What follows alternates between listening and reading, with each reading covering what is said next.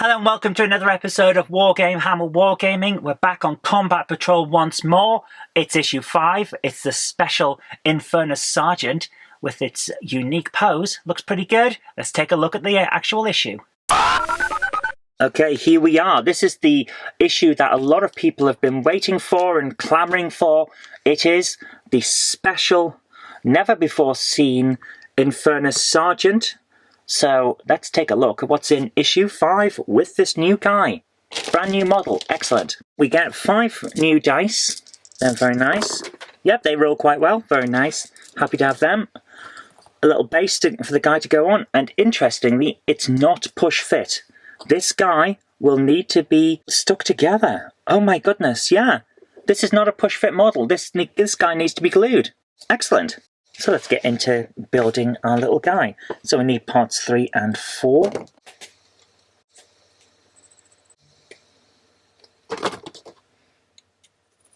And we stick these two together apparently. So just stick it right like that.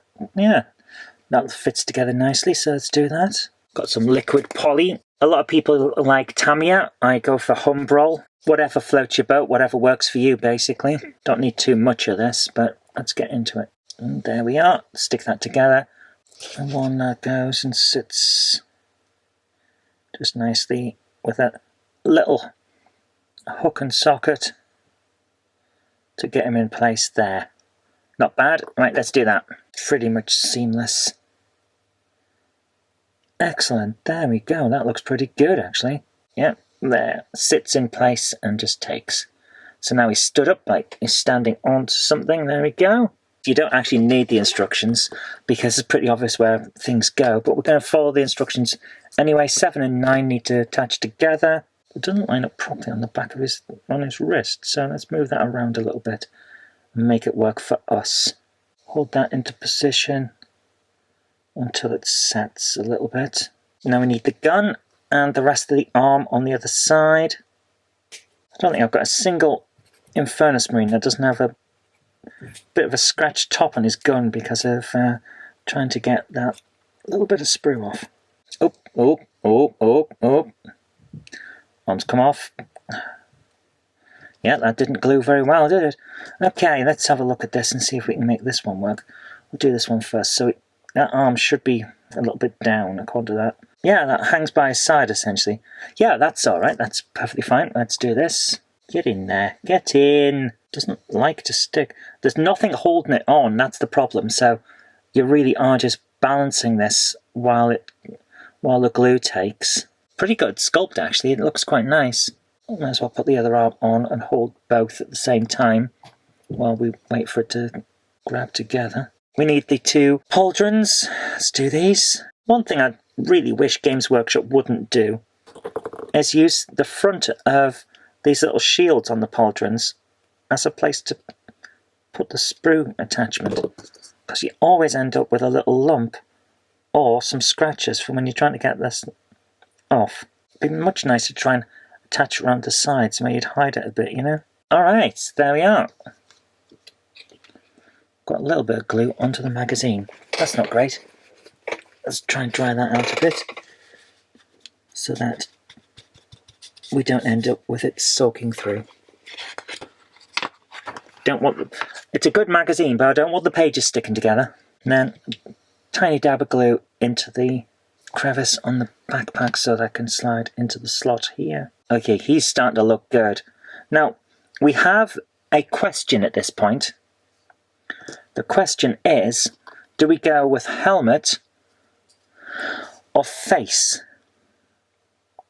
Now, given that he's a sergeant, we'll either have the rebreather there as red or the full head as red.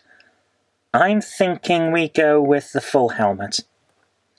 So something about a Space Marine with his hat on that makes him look better than if his hat's off, you know? Just one of those things. Don't know about you, but I prefer my Space Marines to not go into battle without all of their armour on. It just seems weird that some might choose not to. If I was rushing into battle in the 41st millennium, I would definitely want my hat on, because that way I might come back from battle in the 41st millennium, you know? A little bit of glue into the top that and put his hat on the right way around. And he's going to face forwards. Very few Space Marine models in the push fit kits face forwards, so we're going to make this guy actually look forwards. So he'll look different and stand out. That's nice. Right, this weird thing on the bottom is a Tyranid. Or at least it's part of a Tyranid, what's left of it after he's burnt it. Because he has to burn these guys with his big flamer. That's what his job is. And this is where it gets a bit iffy. So, right, contour this. That bit goes up at the front and he stands on that. So it'll be like this. Is there really a flat part that he can stand on? Yeah, kind of. Okay, let's glue this onto the base first and then we'll work it out from there. There we are. Not a bad model, actually. I like it. And then we have the issue itself. Let's have a look at what's in the magazine. We've got the standard tutorial, a little bit longer than last time.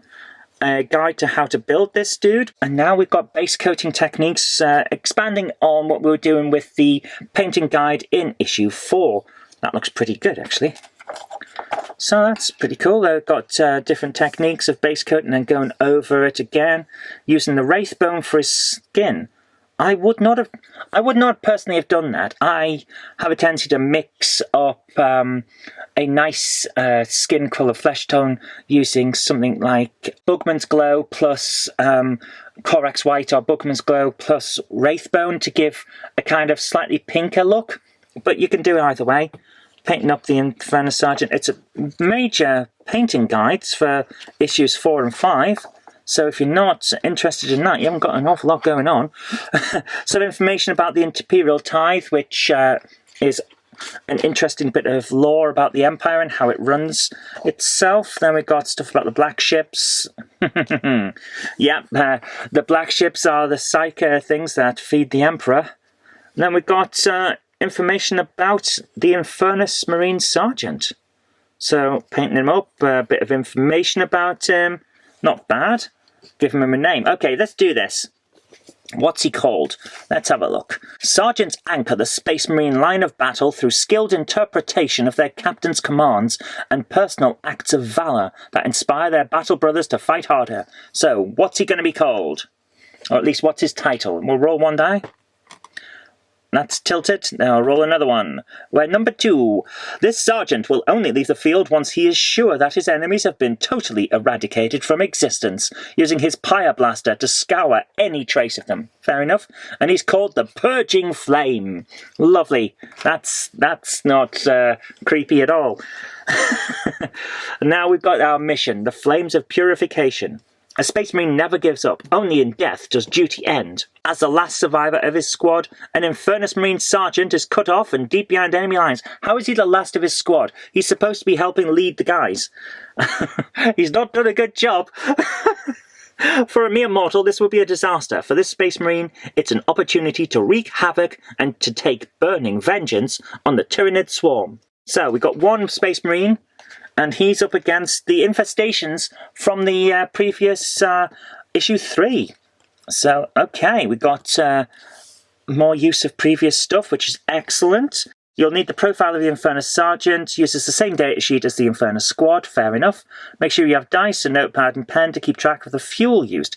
Oh, we're using fuel this time. Okay, let's see what we got. A lone Infernus Marine Sergeant has located a key node of the Tyranid infestation. He has launched a lightning raid to purge these vital sources of biomass by any means necessary. Okay. He will have to work quickly, for even cut off from the main swarm, these infestation sites will defend themselves fiercely with biological weaponry, so they are attacking back. In this mission, your Infernus Marine Sergeant is equipped with 3 canisters of experimental armor-piercing fuel. You can use each of these canisters once. To represent this in your battle, before you make a shooting attack with the Pyre Blaster, you may opt to change its armor penetration to one of the values seen here, 1, 2, or 3. Make a note when you've changed the AP, you cannot use the same AP value for more than 1, except the Pyre Blaster's standard AP of 0. Fair enough. Move the Infernus Marine Sergeant 1 square or run 2 squares as described in A Introduction 3. Fair enough. If you did not run, you can make a shooting attack. Excellent. Make attacks with the infestation sites the same way you did in A Introduction 3. So that's the one from issue 3, where the infestation sites would attack them back. Okay, now we know what we're doing. Let's go and try the game. Welcome back to the game room once again, where we've got a bit of a show because essentially we are now playing with the special Infernus Marine Sergeant. I haven't had a chance to finish painting him, but he's got his red helmet, a little bit of a start on the fire on the Tyrannid, and he's looking pretty good, but he's not finished, so you'll have to bear with me. So he starts there. He's on his own because the Infernus Marines that were coming to help him in the last episode, they're dead. We had a Tyrannid victory. So here we are. He's going to go straight for that because it seems like a good idea. Now this has a toughness of 5 and a save of 5+. So it doesn't really need a huge amount of armor penetration. I'm going to go straight in and say, let's just use an armor penetration of -1 on this one. So I'm going to mark that on my page with a dice. But he has 6 attacks and they all automatically hit. So we go straight to wounds. He has a strength of 5 and this has a toughness of 5. So he's wounding on a 4+ with his 6 attacks.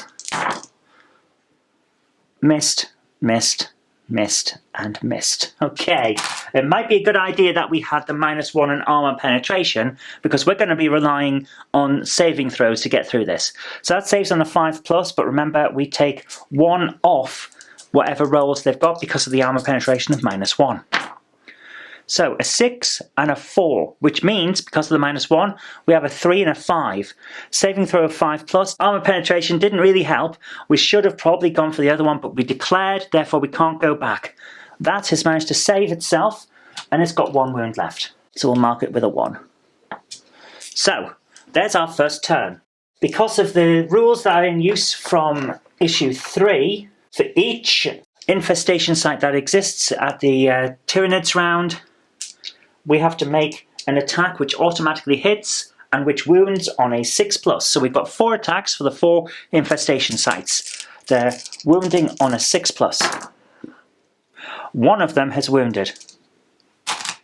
We get to make a saving throw of 3+ to see whether our Infernus Marine actually gets hurt.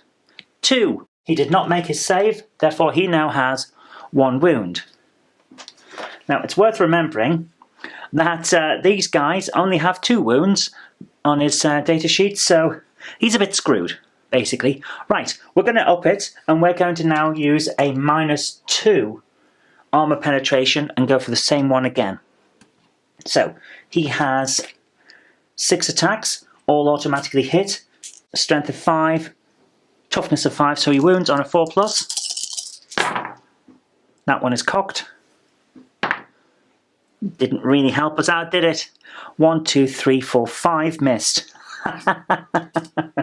But we only need 1 to actually wound. So let's do the saving throw. And remember, we're using armor penetration of -2 for this, just to try and really make sure this hits. So it's got a saving throw of 5+. I'm pretty glad we used armor penetration because as a -2, that roll of 6 becomes a 4, which means it does not make its throw. And it's out. So, there are now only 3 infestation sites to make their attack. Let's see, because if any of them manage to hurt him, he's out. He's only on half damage at the moment. So, they've automatically hit, but they wound on a 6+. I think the Space Marine would be saying thank goodness at this point, because all of them have failed to wound.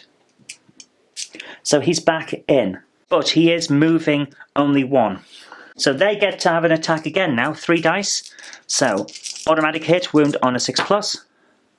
None of them managed to wound. So, he's now here, and he's going to attack this. Because it's a low toughness, I'm not going to go for armor penetration. I'm going to save that for when we need it. Let's see how many attacks he gets. 5. With a strength of 4 against a toughness of 2. So, because strength is double toughness, he manages to wound on a 2+. Every single one of them has managed to wound. What's its saving throw? It doesn't have one, so all of them go through. There we go. Oh, only 2 Tyrannids left, but our Space Marine is on half health. So, can they take him out? Wounding on a 6+. One of them is hit. Only one of them is hit. So he needs a saving throw of 3+.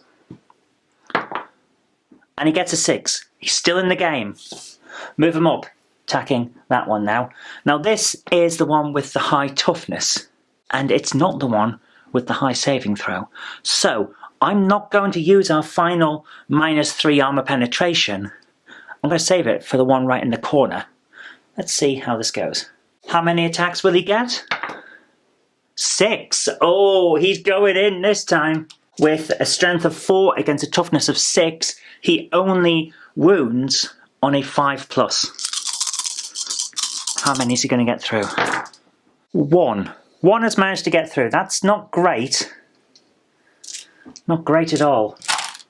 So, they get a saving throw of 4+, and don't manage it. So, 1 wound.